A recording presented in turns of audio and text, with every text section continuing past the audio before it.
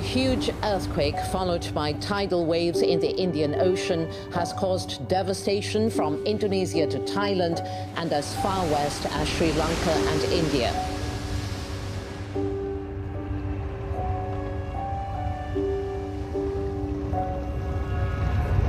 Before I thought I understood the world operated in a certain way.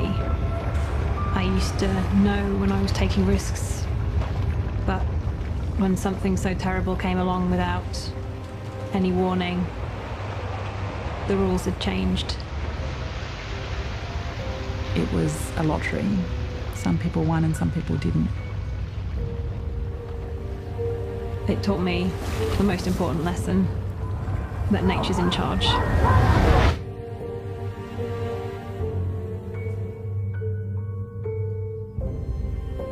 We had brought my son to the other side of the world. Dead or alive, we couldn't leave him there. When we're born, we're given a name. We carry that our entire lives. It becomes a central piece of who we are. And when that is stripped from us, it is so fundamentally dehumanising that all cultures seem to agree we need to bring that identity back.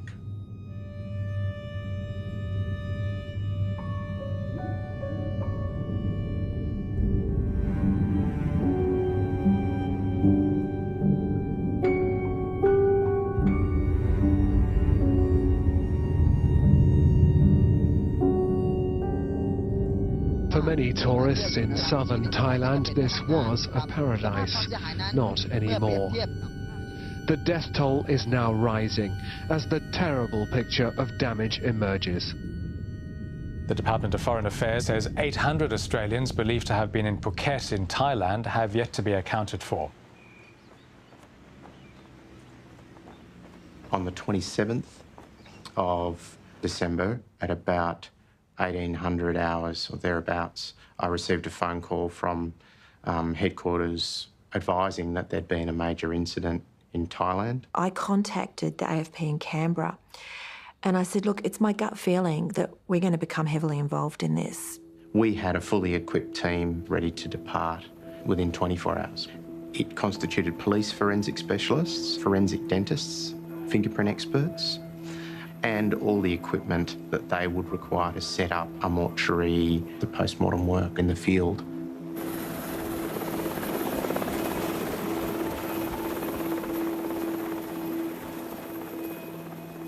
At that stage, it was believed there were 300 deceased persons on a beach in Phuket. Suddenly I realized there is no noise anymore. There is no birds, no dogs.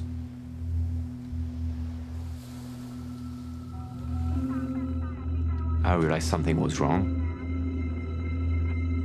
Took my daughter, take my wife, and run away without seeing anything.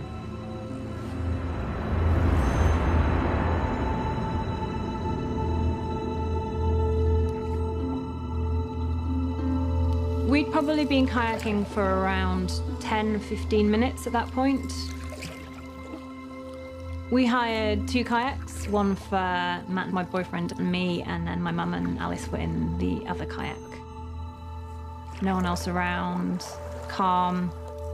I couldn't believe how beautiful it was. Took a photo of my mum and sister. As I started to lower my camera, something just felt different. It was a ridge of white,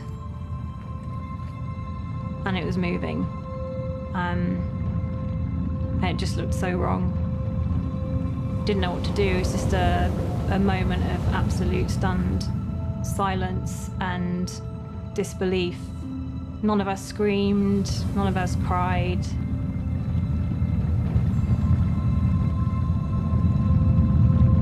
It hit us.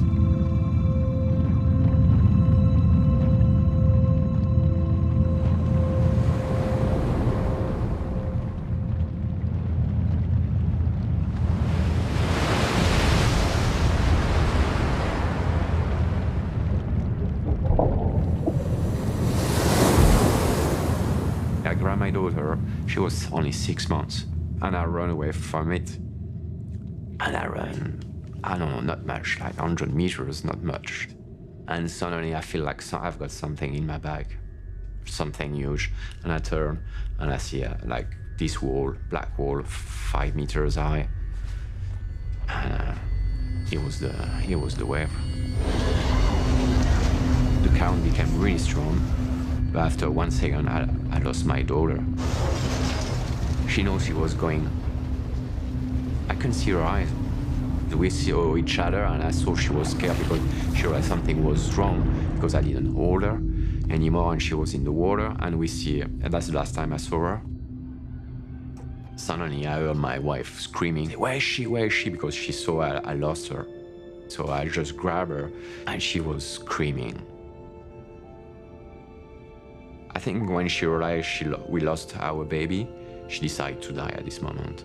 Because I tried to hold her and I put her on the trees, but she didn't hold the trees. She was like, she wanted to leave it. And after a while, I lost her hand. I don't know how long I was underwater for there. I had absolutely no control of my body. My head kept hitting the rock.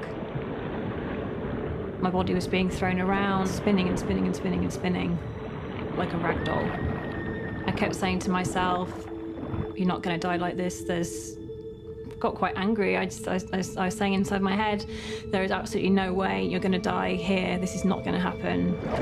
After a while, the water started to settle a bit around me and went quite still then, and I immediately put my arms up to swim up to the surface.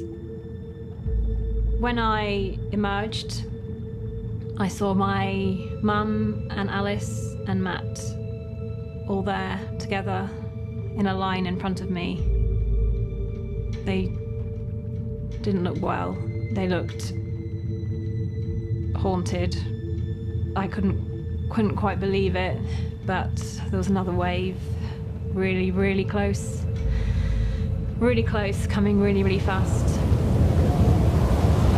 I was pushed underwater again. This time when the water calmed, I came up to the surface and nobody was there.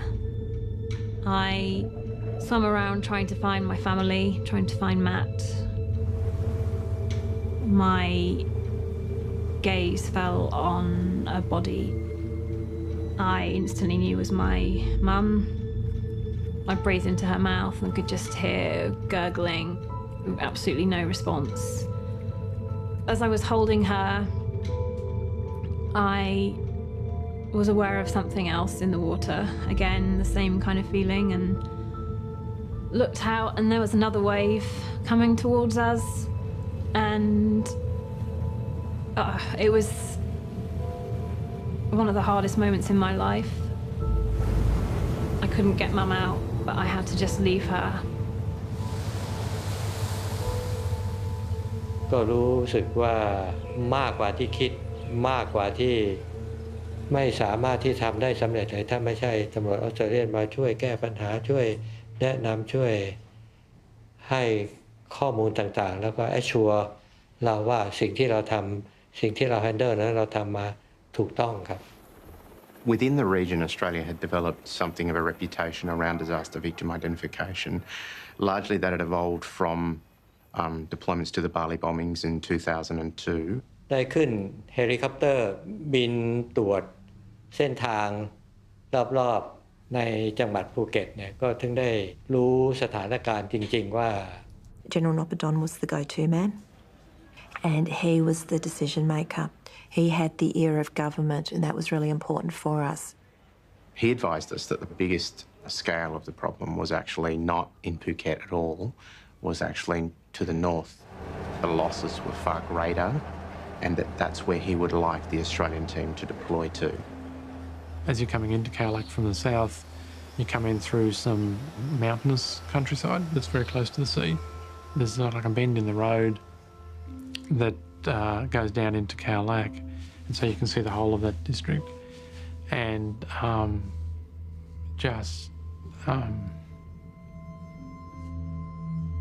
Yeah, just unbelievable. Oh,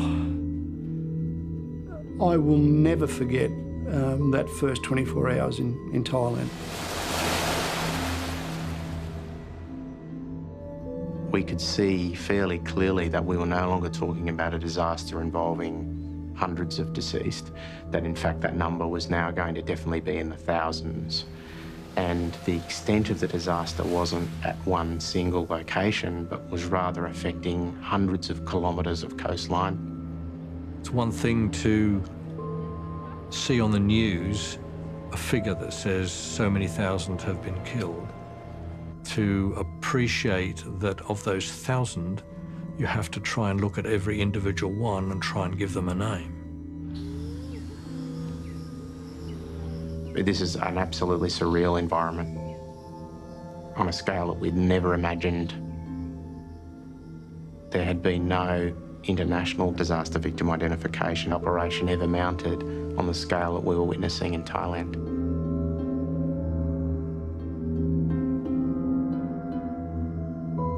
What would be our approach? How would we absolutely deal with this in any sort of sensible fashion? And actually questioning whether we could do it or not at all.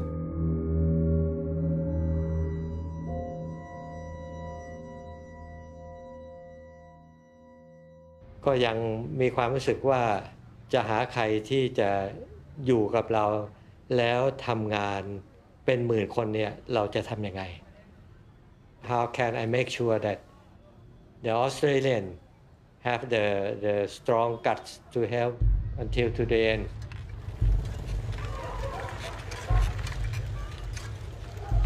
ลงไปดูที่ชายทะเลก็ผมก็ขับรถจักรยานไปดูที่สวนหน้าครับที่สะพานนั่นครับก็เห็นคลื่นลูกใหญ่มาขาวตอนนั้น12 ปีครับแต่รู้ว่าคือคลื่นนะครับไปบอกคนที่บ้านครับว่ามีอะไรไม่รู้กำลังเกิดครับเพื่อให้เขาหนีไปด้วยกับผมครับ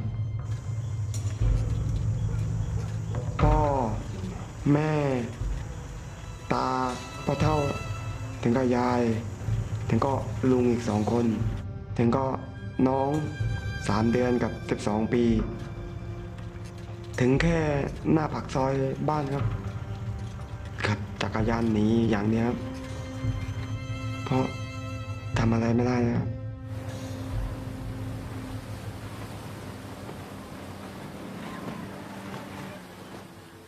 Shanti and Stu and I got up very early, about daylight, and went down to the dive shop and took a boat out to Koban Island. My sister decided she wanted to hang out with my brother instead of going out with us.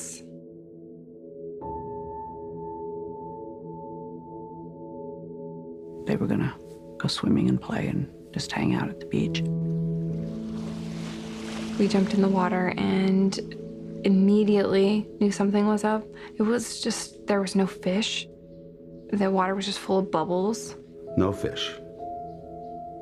I don't know where they were. They were hiding.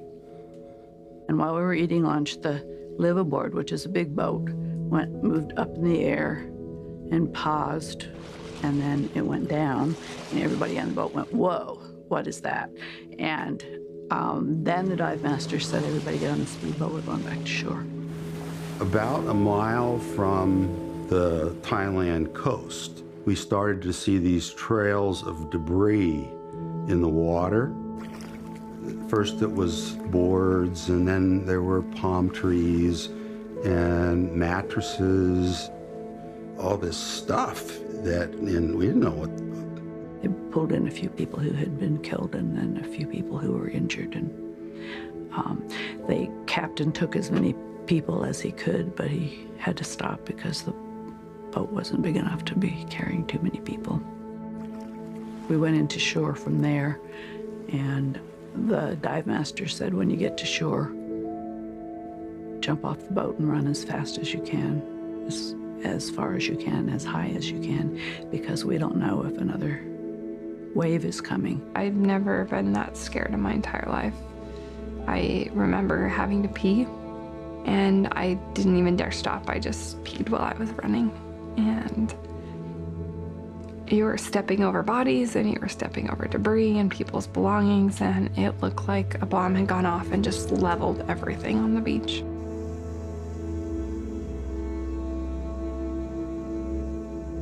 I was thinking the kids were okay because this wasn't the beach they were on. And I just assumed they would be okay.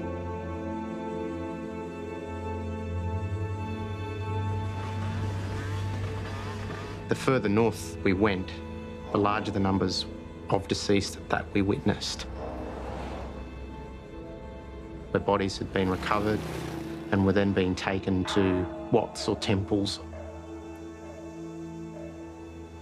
You'd see bodies arrive in the back of utes. You'd see bodies arrive in dump trucks. You'd see bodies arrive in garbage trucks. Every time you turned around, you might start to clear or move 5 bodies, 5 or 10 more would arrive. The Thais believed that the spirits of the deceased needed to rest in a holy place, which was the temples or wats where bodies had been taken. Everyone afraid about the ghosts, the spirits of the dead. And I think they thought that's the place for them, is a temple. Families began to arrive very early on in search of looking for their loved ones at the temples. I was their link into the forensic operation, their link into the Thais, and they were just hungry for information. And it was really challenging because all they wanted was to bring home the body of their loved ones, and it wasn't going to be quick.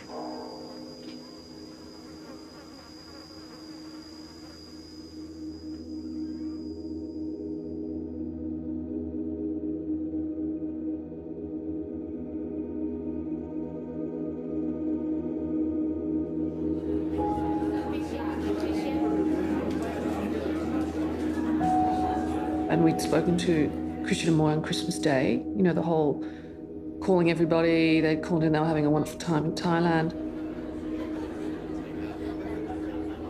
So he rang on Christmas Day, thanked me for the presents, and he said, by the way, you're going to become a grandfather. And I thought, oh dear. And I thought later, I probably should have sounded more excited than I did, but I'll make that up for him the next time I speak with him. It was such a wonderful moment, and hearing that they'd found this incredible, beautiful place and were having such a wonderful time. There's a terrible and developing story from Southeast Asia tonight with a Hundreds massive of Australians missing in the tsunami-hit areas of Southeast Asia. The ABC's Peter Lloyd now reports from the resort town of Phuket, which bore the brunt of the tsunami. I think it was the morning of the 27th that we saw something on the news that something had happened in Phuket. We didn't even take much notice of it because we thought, oh, well, they're not in Phuket, they're somewhere else, they're in Khao Lak, and that's somewhere further north. And I saw it on the front page of the paper that there'd been this massive tsunami. So I rang my daughter and said, look, I'm not familiar with this part of Thailand. Is this where Christian was staying? And she said, no, don't worry, I think he was around in the bay behind. The tsunami toll is now reaching levels no heart or mind can truly comprehend. Many of the worst affected areas still haven't been contacted or assessed. The quake... Because we couldn't get hold of them, you know, we started to become increasingly worried, and then all their friends and all the family are starting to call us and call them, and nobody knew. We said, we have to go to Thailand, someone's got to go. And basically, we just all rallied together, and within 24 hours, we got people on planes. We pulled posters together.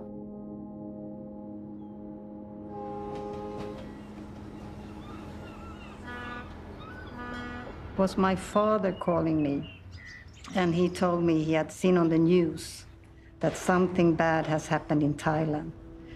But he told me not to worry because they're only talking about Phuket. And my girls were up in Khao Lak with my ex-husband, Johan. But as I didn't get contact from them, I started to get worried about if something had happened to them. We decided to go down to look for our family ourselves. My purpose with the trip was to go down and get them back to Sweden alive. I couldn't think in any other way. For me, they were alive. And actually, when we went on the plane, I felt a little bit, this is just stupid. Probably when we land in Thailand, I will have information that they are already back in Sweden.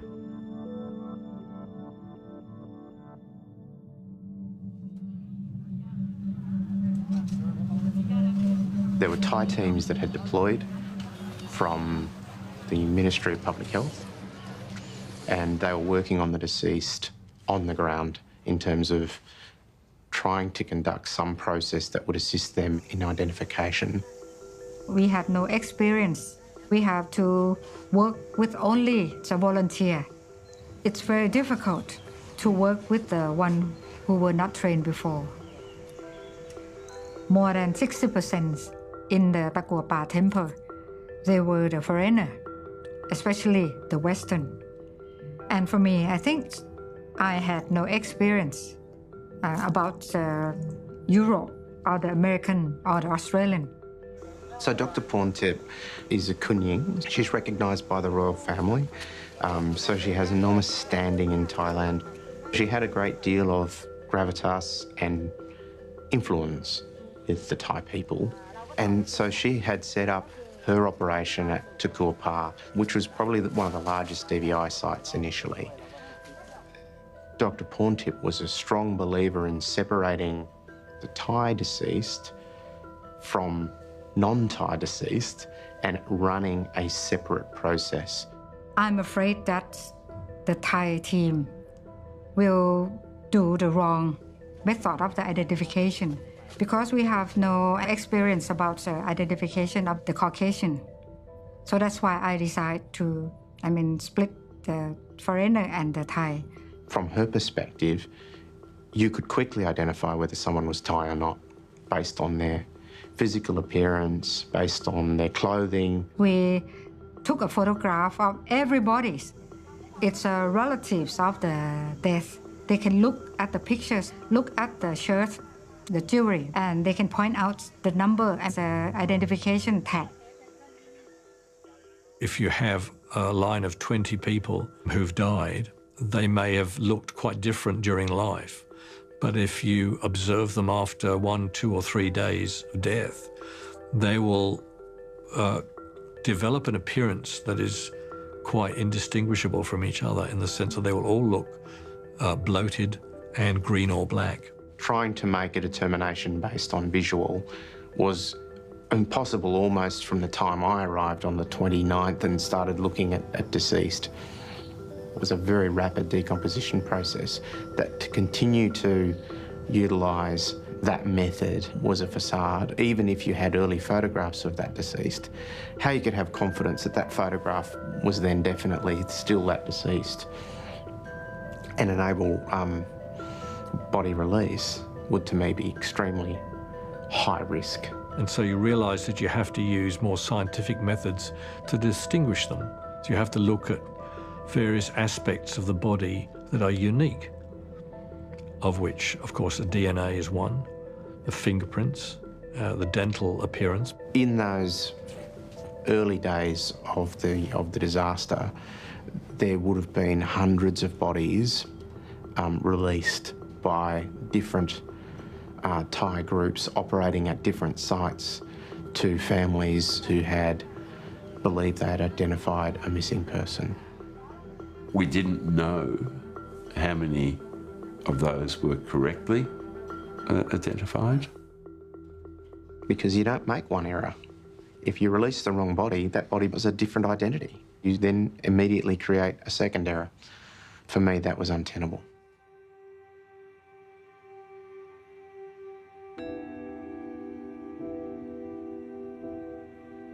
It was a concern for families though, because they were aware of the foreigners being separated out from the Thais. They were also aware that bodies were being cremated.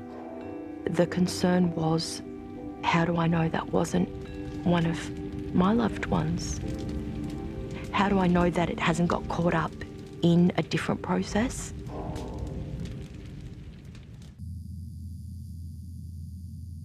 I was in the middle of nowhere.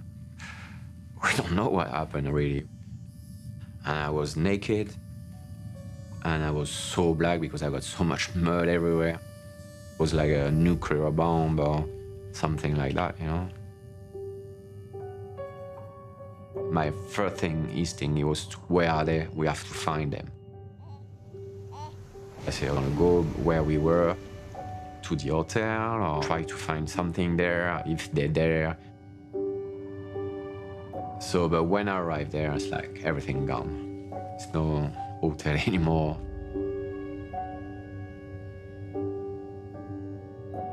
I became obsessed about finding her any case.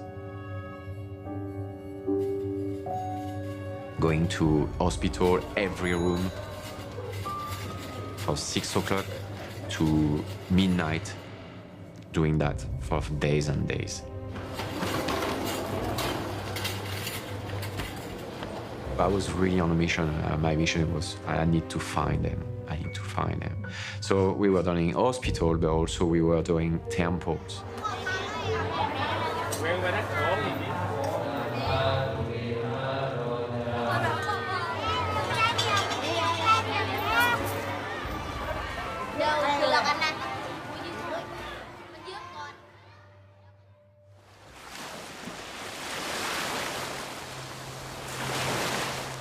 I gradually got up and started shouting, just thought, surely someone's got to hear me, there's got to be someone there. I wanted to find Alice and Matt, so I started screaming for them. I started screaming for help. The whole top half of my right leg was open down to the bone. I saw 2 guys, and they stared back at me. I was covered in blood from head to toe. They picked me up, they carried me in kind of a fireman's lift. I told them about my mum and that I saw her body. Suddenly, Matt was there by my side, with a bandage around his head, but he was walking. Just knew that whatever was going to happen, it was going to be easier now. I couldn't work out where Alice had gone. I hadn't seen her since that first wave. And I thought she must be there somewhere, she must be. And maybe she's alive, maybe she's stranded.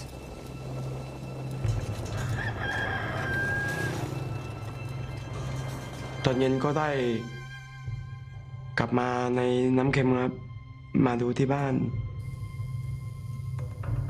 เหลือครึ่งหนึ่งไปหมดไม่เหลืออะไรสักอย่างเดียวก็ไปเจอสภาพแบบเหมือนเดิมครับคนนอนตายเกลื่อนกลาดไม่ใส่เสื้อผ้าแต่ญาติคนที่เราตั้งใจจะหาก็ยังหาไม่เจอยังไม่พบ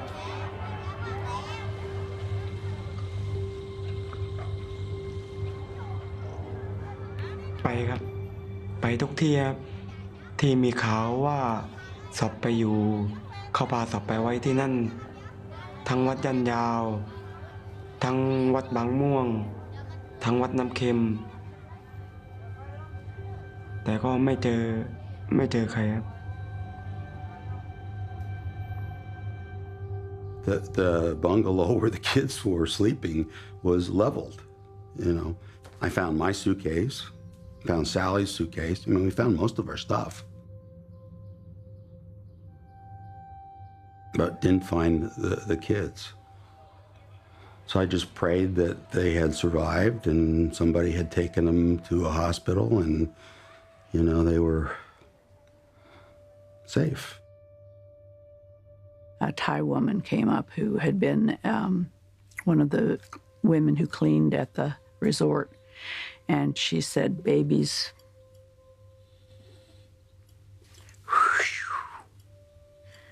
And so she just mimed that they were sleeping and the wave had come and had taken them. And, you know, and I said, did they get out? Did anybody warn them? And she didn't understand what I was saying, but so she just kept repeating, baby sleeping, and then doing the wave motion. And at that point, we both started crying because it was... We just kept searching and searching and searching, and from dawn till dark. Before there was some control, there were families going through piles of bodies, trying to find, you know, their loved one, and the despair and the desperation and the chaos, the screaming, the wailing. It was just an absolute, complete sensory overload. I start looking at those dead bodies. If I find her, we never know. You've got like hundreds of bodies. And for the babies, which I was sure about my daughter, she was dead, but I say I need to find her body also. So for the babies, they cover the face and everything. So you have to unwrap to see which baby was inside. So I unwrapped like so many of them.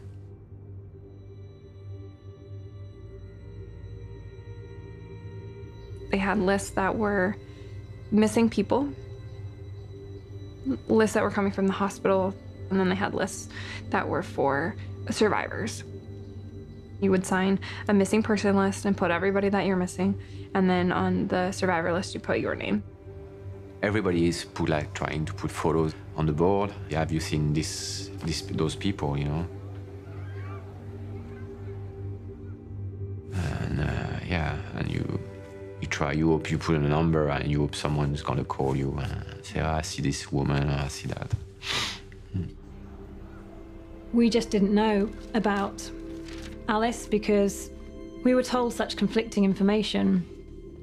During the time we were in hospital in Krabi, we were told my mum had died, but my sister was officially missing. We were then told that Alice was definitely dead. But then I was also down on a list as having died too. So it was all incredibly confused. Krabi Hospital was just packed full of people lying on the ground, crying. Part of my leg where they were sewing up, the anaesthetic didn't seem to have worked and I could just feel everything, and started screaming out for more, but they wouldn't give me any more. And all around me I could just hear people screaming and crying, and then I started screaming and crying, and it was just, yeah, it was just horrible. I knew how important it was to try and find them as quickly as possible and try and identify them. We felt very cut off from what was happening, but we had a television. We could see and understand more the fact that this had really been almost a global event, a global catastrophe that had happened.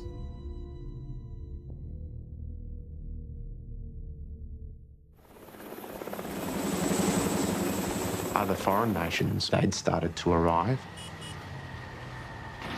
and were looking for their own. So their process was they wanted to identify their own nationals. Going and looking for only foreigner. How about the Thai people? We have to work as a team. Everybody's been sent there by their government, and their job is to identify their citizens and return and repatriate their citizens. Now, you can't look at somebody and go, they're British. You know, we don't have the flag tattooed generally on any part of our body that allows you to do that. You come from Asia, come from Europe, come from Australia, America, they look all same, because decomposing is a natural process and body change in the same way. Doesn't matter what color you have before or what religion, you know, what culture. It doesn't matter because the body decomposed in the same way. But I think every police force that responded from around the world had that same initial briefing. It was only when we got there and we saw the condition of the victims that we realised what a difficult task that was going to be. Because in that heat and in that humidity and with the fly and maggot activity that's going on, then you can see identification disappearing in front of your eyes. The more a body decomposes, you're losing forensic opportunities quite significantly. The whole thing is about a race for time. We need to get these bodies cooled down. We need to slow decomposition. We need to halt it. Get them frozen so we could preserve as much of the forensic evidence as we could. And then the next stage was to be able to get what they call the reefers in, which are the refrigerated trucks. Each nation has a way of doing business in their home nation. So when they come and deploy somewhere, they want to just do what they would normally do. But that's not possible in an international operation on this scale. The team from many countries, they didn't want to work under the Australian authority. They tried to separate from the team and work alone in the other temple.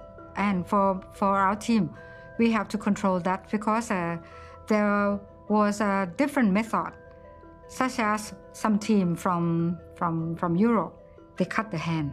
Some teams, field teams, in some countries had, in the instances of identifying fingerprints, found it easier to remove the hands of victims in order to correctly roll a set of fingerprints to afford identification.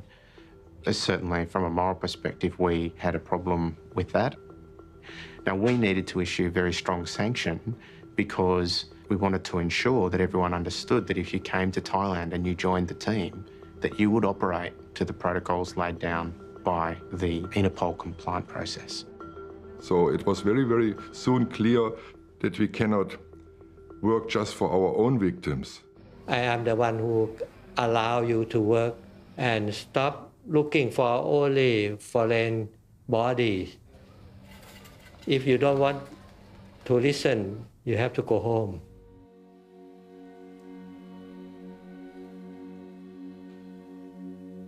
On the 12th of January, we got agreement that it would be an integrated process. Separation of Thai and non-Thai would cease, and that all post-mortem information relating to deceased persons, whether they be Thai or non-Thai, would be combined and sent to the Information Management Centre in Phuket.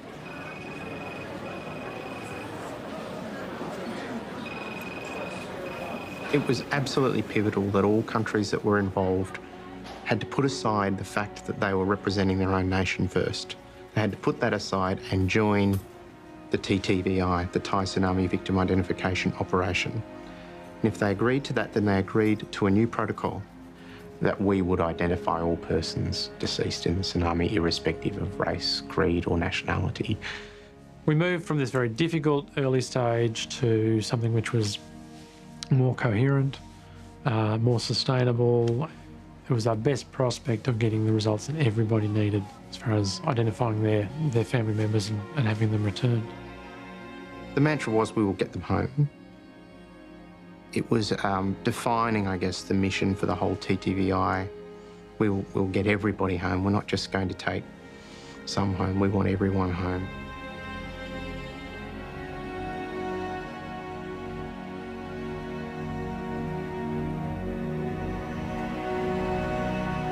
We turned their area where they prayed into a mortuary overnight.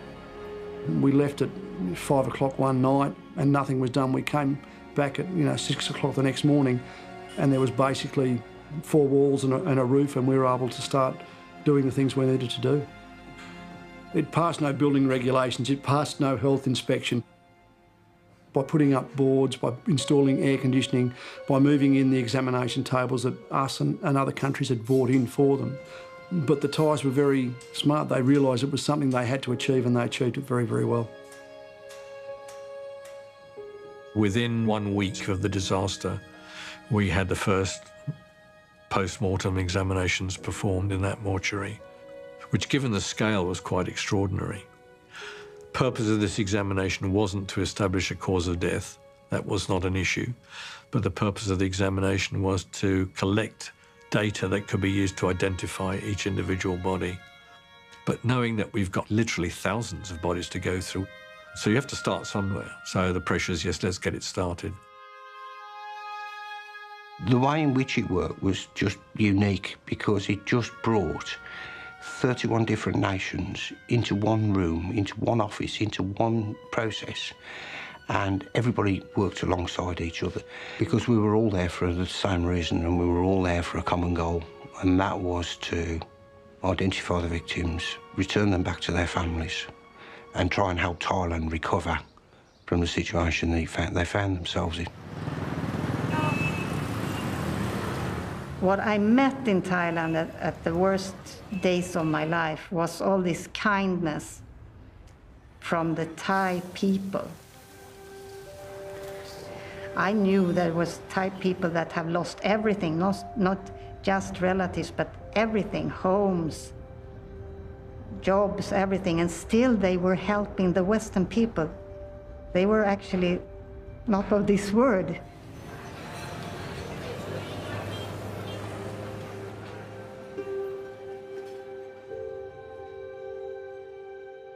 For me, my daughters were alive. I wanted to go up and see with my own eyes what had happened up in Kalmar.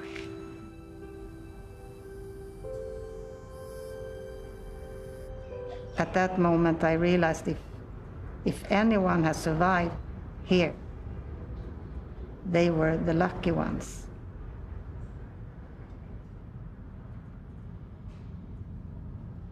I lost control over my body, actually. I couldn't move. It was like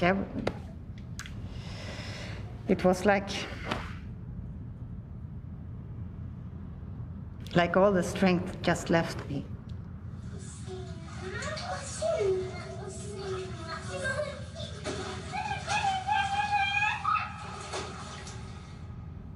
And then we left the day after, and I came out home without them.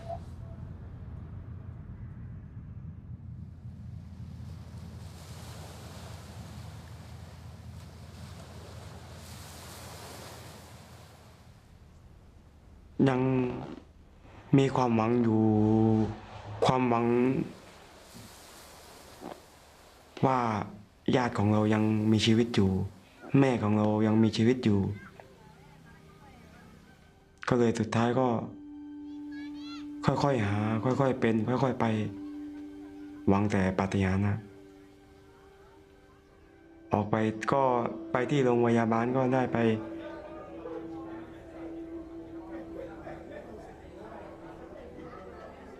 พบกับยายครับทั้งสมองและก็แขนหักครับถูกไม้ฟาดเข้าแขนหักต้องดีใจครับปลื้มจนน้ำตาไหลเลย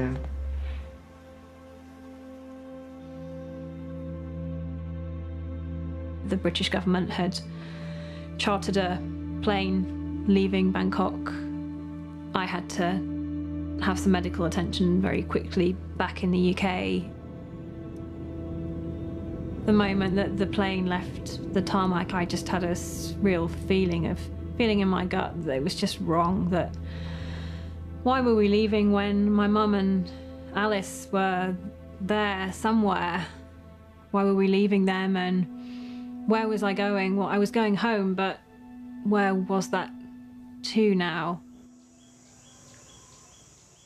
I cover quite a lot of the area, and I don't see her name anywhere. I don't see her in any room in the hospital.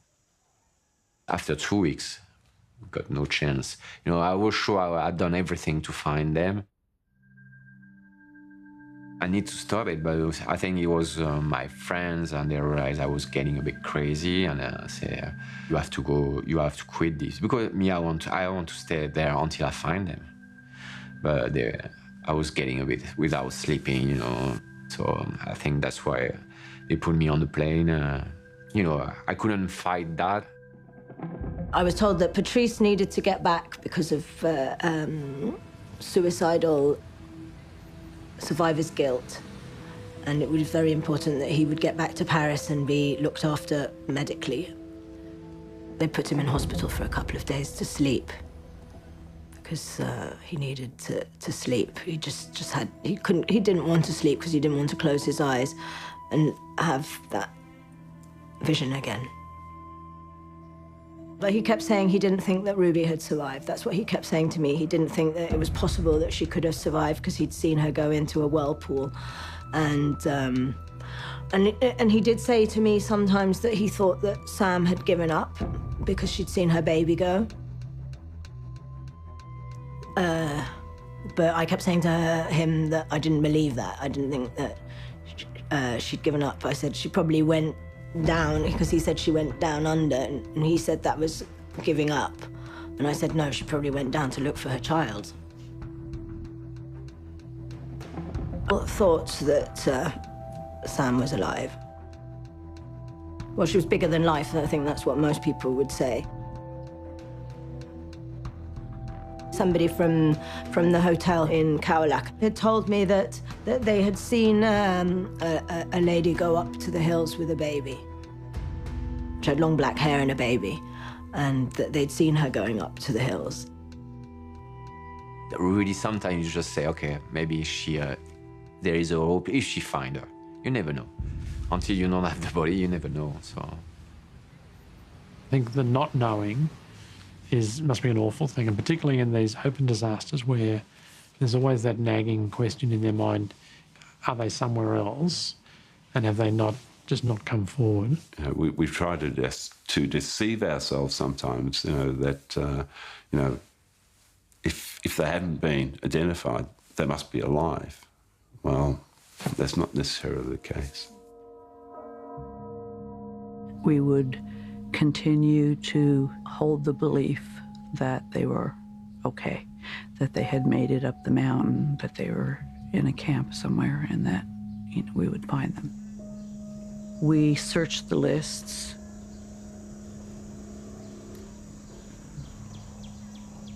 There was a dive shop there on the main street, and the dive shop had lists of people who were alive. Yeah, we found my brother on a list at this dive shop. Incredulous. It was just ecstatic, Oh, my God, thank you, God. It was just such a relief. It was joy. Well, his name was spelled correctly.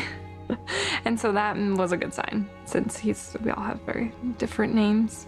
If it was spelled correctly, then he must be coherent enough to tell someone how to spell his name. And so that became the mission then, was to go to the hospital where they said he was and find him.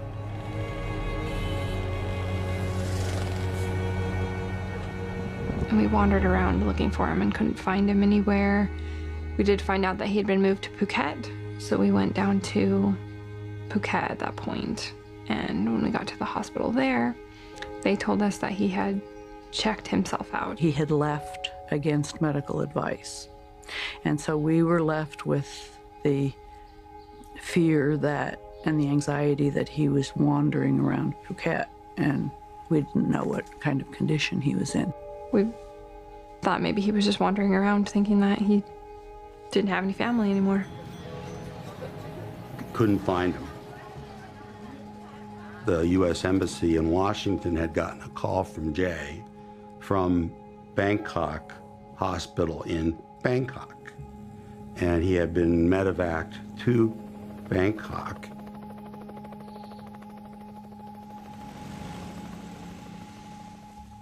When I walked in the hospital room, he was sleeping, and I just stood there and watched him breathe.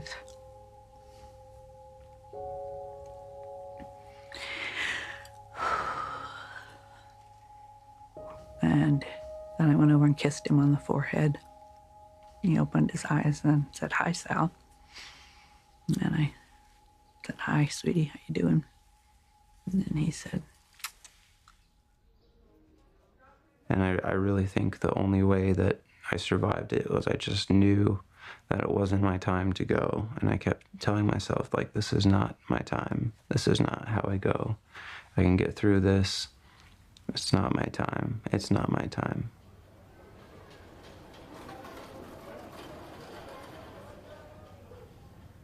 sister Collie, and she woke up and she just started screaming, "Oh my God, Jay, come look at this. You've got to see this. You've got to see this." And I really had no idea what it was. I was half asleep. All I was wearing was boxers, so I took my earplugs out. And then all of a sudden, through the palm trees, I saw this giant 30-foot wave coming, like, right at the bungalow. And at that point, I just said, "We have got to get the hell out of here." And I just ran for the door. And the glass shattered, and the whole thing was underwater. And I was underwater the second I opened the door, and just being tossed and turned. And I finally surfaced after about 30 seconds and realized I was still holding the earplugs that I had taken out of my head a few minutes ago, because I wouldn't even have been awake had my sister not woken me up. I had to deal with being injured at 16 with no money or passport and just a pair of boxers that I was wearing to my name. And then he said, "How are Dad? How's Shanti?" And I said, "They're still in Calac, and they're looking for Collie." And he said, "She didn't make it." And I said, "Well, you know your father, and he will keep looking until he's decided that for himself." I decided to fly straight away to Thailand to see if I could find them. I kept thinking that she was alive. I think, you know, it was too hard for me to even contemplate that she was dead. And so we were appointed 2 rangers and a driver. We went up into the hills. I was loaded with photocopies of a photo of Sam and Ruby. Miles away from Thailand's beaches, Natalie Archer is on the loneliest of searches. She's been told her missing sister Sam and baby niece Ruby Rose might have been spotted walking into the hills. For weeks, she's been trying to find them. Until a body or the DNAs have been done, then I think that I will, carry on believing. After I think the 2nd or the 3rd day, we'd walked, and then they said, "That's it, that's finished." And, I just burst into tears and told them that I knew that she was out there somewhere and that they had to help me. And I took these maps and said, "I don't think you've taken me here," which was the immediate mountain hill above, more or less, where their resort was.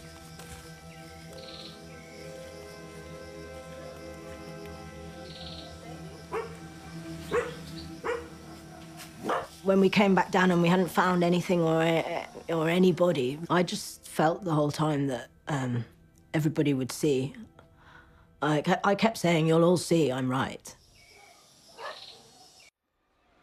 Phuket was a holiday destination with a lot of families and a lot of young children, from very, very young, from a few months old right up and through teenagers.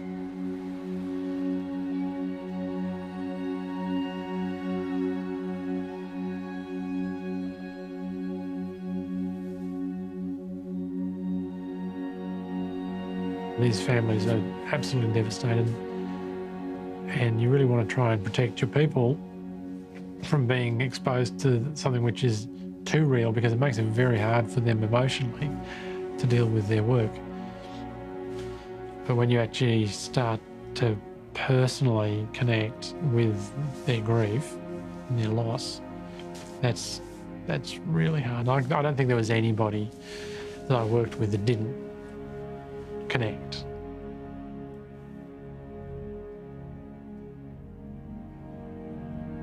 Very early in the piece, one of my team came to me, and I was quite surprised about it, but she came to me and she said, "Boss, we'd like to do all the kids first.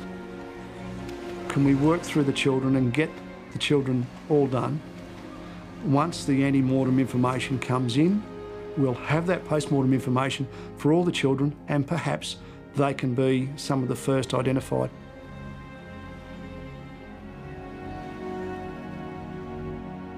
What we always think about in a mass fatality event is the mortuary and the deceased and identifying the deceased, but it's only one half of an equation.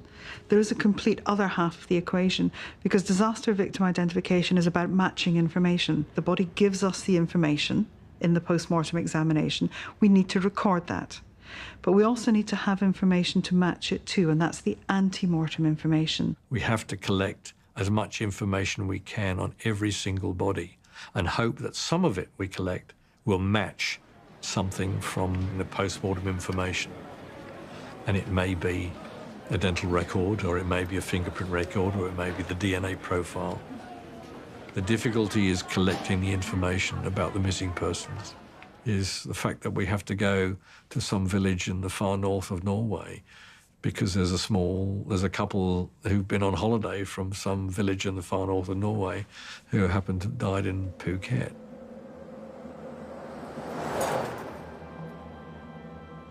Vi fikk henvendelse fra Kripos, hvor vi fikk beskjed om at vi hadde et barn som var savnet i Thailand.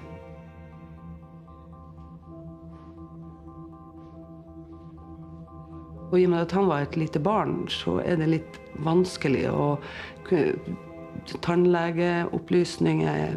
De har ikke vært hos tannlege, så dermed så har du ikke det. Og da var det å innhente opplysninger på DNA, vi må med foto, fingeravtrykk. I managed to hold him as we were tossed around under the water. Eventually we reached the surface, and I was still holding him with both hands. And I remember that we were traveling inland in a speed of 45 kilometers per hour. And I remember the palm trees sticking up like small bushes. I tried to hold him with both hands and still pedal with my feet in order to keep us both at the surface. But I was constantly pulled down by the water, and when I also pulled him down with me. So I tried to change grip and just take his one arm. In that way I could have one arm to pedal better and also to push him up and keep him at the surface as we were flushed inland. But he had sun lotion on his arm, and so I lost him. He was only 2 years and 8 months old when this happened. Of course, we searched for him in case of he being alive and well somewhere. We stayed on. We felt that we had brought Ragnar to the other side of the world. We couldn't leave him there. Finne eventuelt fingeravtrykk, DNA fra Ragnar. Så jeg dro hjem til dem og prøvde å pensle fingeravtrykk på plasser som han har vært, sånn som TV, på lave plasser i huset hvor jeg kunne se at han hadde vært, og spesielt TV-en, og var inne på badet, dusjkabinett, prøvde å pensle fottøyavtrykk på flisegolv på bad, og da sikret jeg en smokk og en hårbørste og tannbørste. Children are inherently difficult in any mass fatality incident. They generally don't have dental records or not any significant, particularly if they're young babies. Trying to recover babies' anti-mortem fingerprints is extremely difficult, and of course the same would apply to DNA. Så måtte vi tenke litt kreativt. I barnehagen så tar de jo avtrykk av hender og føtter i maling, og da hadde de faktisk i barnehagen et bilde hvor vi hadde fotavtrykket til Ragnar. Og det tok jeg med meg også tilbake og sendte det til Kripos, og det tok jo veldig lang tid. You don't get an idea of the children very quickly. You have to wait. Then again, I think the human mind, with a mother or father or grandmother and grandfather, will start to spin on, did she suffer? Did she have pain? Is she crying out? Not knowing. You go from hope to despair, maybe many times every hour or every day. And it's very hard to relate to because you don't know. and there is nothing you can do about it. Och återkommande frågan var ju ofta när det gällde barn. När tror ni att våra barn kommer tillbaks? Och vi kunde ju inte veta det. Vi kunde bara säga att man jobbar så gott man kunde. Och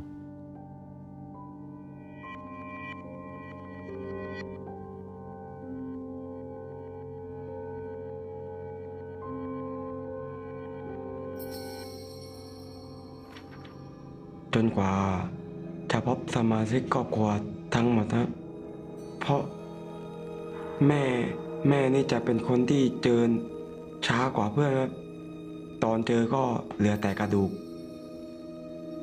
หมดทวงครับหมดทวงอยากให้เขาพบพระได้ยินเสียงพระสวดก่อนจะไปครับไม่อยากให้เขาวนเวียนอยู่ในน้ำเค็มรู้สึกโชคดีมากๆครับที่ยังเหลือยายอีกหนึ่งคนที่ยังอยู่กับเราที่ยังอยู่เคียงข้างเราถ้าผมไม่มียายก็ Now, the problem with regards to the Thai victims was that quite often whole families were killed in the tsunami. So you couldn't get necessarily the same degree of antemortem data that you would have got, say, from Europe.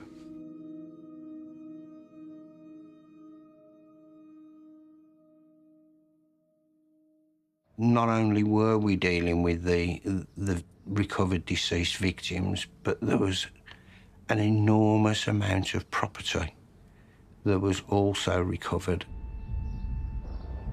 And that led to another operation in its own right. I don't know what was more bad, working at the bodies or with the property, because I think the property was like a surprise bag. Every bag you opened, you didn't know what was inside. Was it a finger with a ring, or was it a skull with something in the hair? I think the first thing that we got news back in Sydney was they'd found some personal effects. Christian's, a bag and part of a passport, part of a phone. We take off all clothing because the brand, the name, can give us some information. Maybe this brand from underwear come from Sweden.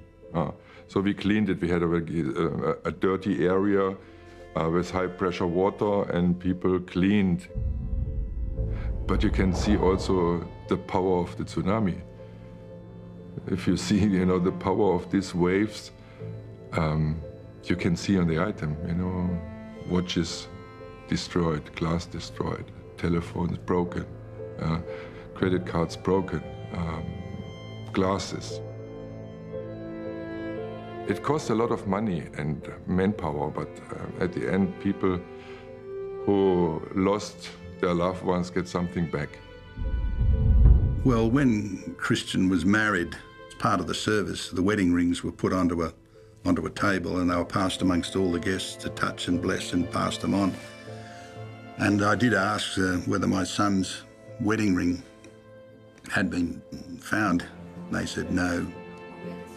So when we got the initial news that there were personal effects had been found, but there was no body, we still held out obviously some hope. It took 5 months for confirmation that that body was Christian. So it was May 2005. Moy, she was identified earlier, a lot earlier actually, in February.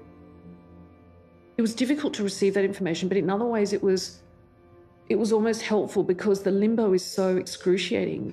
But once you know, you can then deal with or process. And we needed that confirmation because otherwise you can't put any parameters around it. You can't grieve properly. You can't deal with it.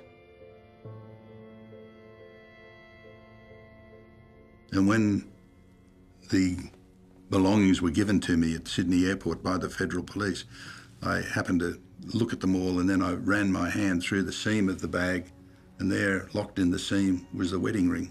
And of course I wear that today as part of my reminder of him and him still being with me. I rejoice in having that and having him as a part of the remaining journey that I have to make. In the property, many people think this is a part of the soul of the lost relative, you know. I think that importance of, there's a body, you want to honour that body of your loved one and make sure its journey is done respectfully and with honour. And each item tell you a story, finally. Shows you the last second, or last 10 seconds of this human. And they would photograph rings, clothing, and scars. And so you'd have a sheet of 4 or 5 pictures of this body with a number. And so instead of looking at the bodies at this point, we were just looking at a wall of images. Shanti found Kali's picture on the board. Dad, this is her. This is her shirt, the one that she bought. Oh my God. No doubt in my mind it was her.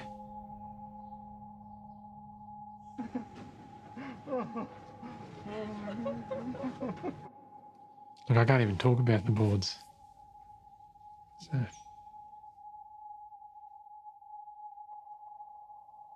Well, you knew it was there.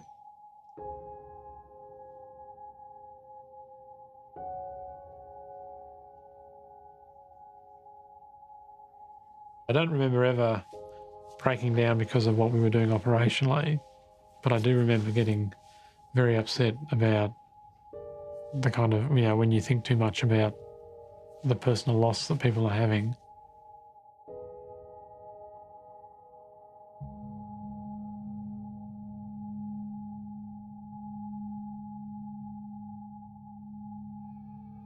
After 7 months, we were pretty convinced that he actually had died.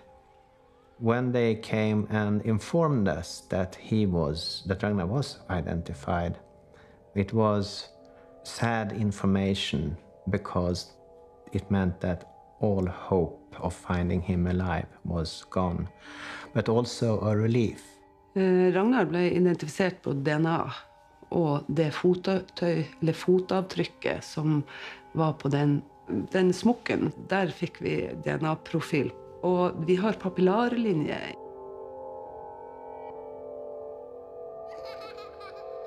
We then knew what had happened, and we also had the opportunity to take him home and give him his final resting place here at home. Every identification that was made, in its own way, it was celebrated. It was celebrated because it was part of the success story of what we were trying to achieve. But for thousands of identifications that we made, one mistake would undo all of that. And to my knowledge, there were 2 separate incidents where identification mistakes were made. A Dutch male that was identified as a French male. I always remember the mother of that Dutch man coming out Phuket with her family just to ask us what went wrong. We took them all the way around the operation. We explained to them how the mistake had taken place. But for me to look that mother in the eye at that particular time and tell her how sorry we were, but we'd made a mistake, is probably the hardest thing I've ever done in my life. Because I looked directly into her eyes. And for me, that was a situation that should never have arisen. It arose due to an administrative mistake. A set of fingerprints was filed in the wrong file.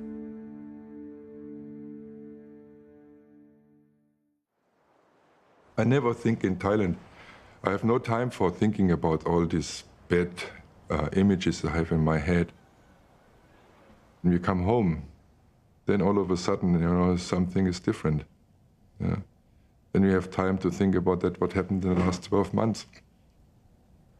I was thinking too much sometimes about how does the family feel now. I couldn't switch off. And after 1 year, my body collapsed. Diagnosis was a post-traumatic stress disorder. And this took me to hospital for 7.5 months to recover. I think this was the main problem, because when you work under these circumstances for a long time, suffer with the relatives or be sad and like the relative, this makes you sad and sick afterwards.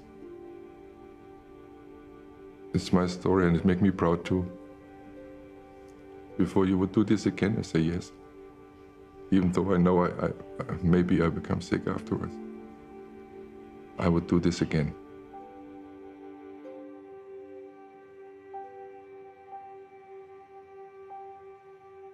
We were told by a Australian pathologist, wonderful man, I can't remember his name, but that he had absolute certainty that the body in this casket was Kali from her dental records.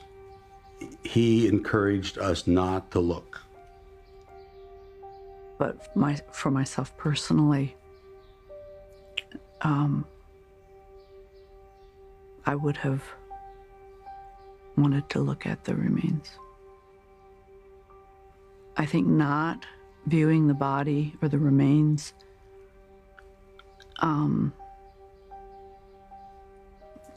there could have been anybody in that coffin.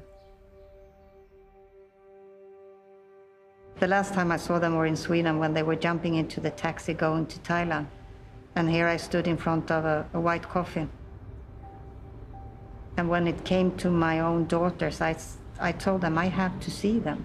I can't stand at the white coffin and you telling me this is my daughter. And they really, at first, they really didn't want me to see them because they weren't sure I would make it. Så skulle hon nog göra det. Vi avrådde ju oftast det för att under de här omständigheterna som offren i tsunamin hade gått bort så var inte kropparna i samma kondition. Swedish police, he actually brought me pictures of her before, so I could look at them before I met her to prepare myself. And I mean, it wasn't so much left of them, but I could recognize my daughters. And actually Eleanor had my bikini on still, my bikini on the pictures, not when I saw them. Man kan tyvärr inte ångra sig, man får oftast en chans. Så om Susanne verkligen ville se sina döttrar. Jag lärde mig någon sak också i det här, hur man ska göra, för att tyvärr så när någon har avlidit och vad man vill göra då, om man vill se ens nära eller inte. Just skeleton left. But you know, if you're a mother, you recognize the bone, the hip bones, you can see that it's your kid. And people, they told me you should remember them as they was and blah, blah, blah. I still remember them as they was, because that was, for me, it was a little bit, okay, it's them, but they are not here any longer. I couldn't save them, but at least I could be with them until the end, kind of, for me. Until I didn't find Sam's body, sometimes I was thinking, maybe she's alive, someone just grab her and save her, you know? So I think it's really important that people knows straight on what's happened with the bodies, and the identification should be really efficient. When they found the body and they told us that they'd autopsied it and showed me the proof, and I didn't believe them because It wasn't like seeing a photocopy. It was like, well, this is a dental record from her dentist, and this is the dental record from the corpse, and they were completely different. So I was going, you're trying to make me believe you, but you're showing me something that, you know, I'm not a forensic and I haven't studied forensic science, but I can't believe you now with what you're showing me. It wasn't until the 19th of February that the post-mortem took place. By that time, they had actually got the odontograms and the fingerprints, and they used that to identify Sam positively together with the jewellery. Straight on, I saw a watch and a ring, so I say for sure it's her now. Mm-hmm.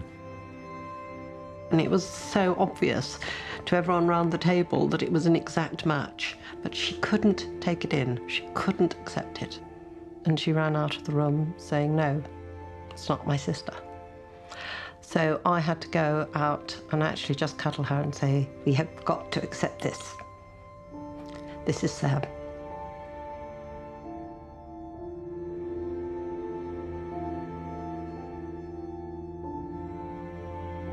All your illusions have been shattered.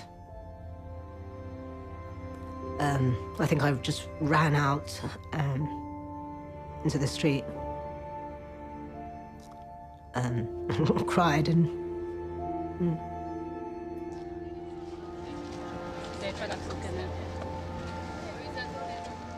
Because I think grief within a family is always very difficult, and it usually either brings you together or tears you apart. Even though I wasn't actually in the tsunami, I did have awful guilt. I felt like it should have been me, it shouldn't have been her. And I start drinking, and I start taking drugs. It took me 8 years to deal with and face what happened to me. When I stopped drinking and taking drugs and I see a therapist, now it's hard. And I'm lucky I've got a new wife and a new baby, so I'm not alone, and they help me, but it's not easy every day. This little thing, she's 4 months and she's beautiful, so I have to fight for her. I have to be here for her.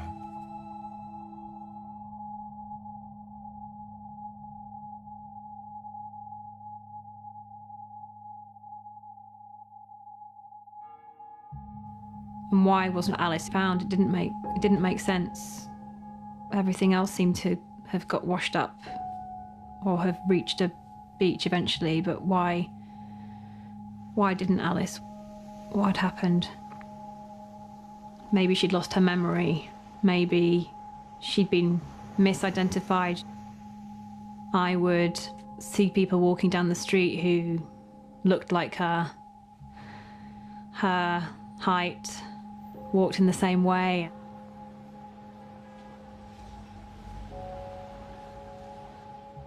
It still feels unfinished. She's still here with me.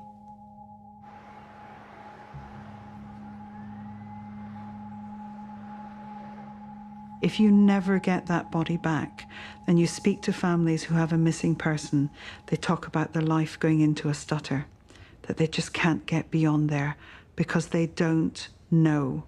And it's the not knowing of where they are and what happened to them that causes this gaping hole. There's no closure. So that whole notion of identity is one that is dear to the human condition, and that is why it has to be treated with such respect and dignity. It's the only dignity we can offer a family who've lost someone that they loved is, well, here is your loved one back, and this is their name.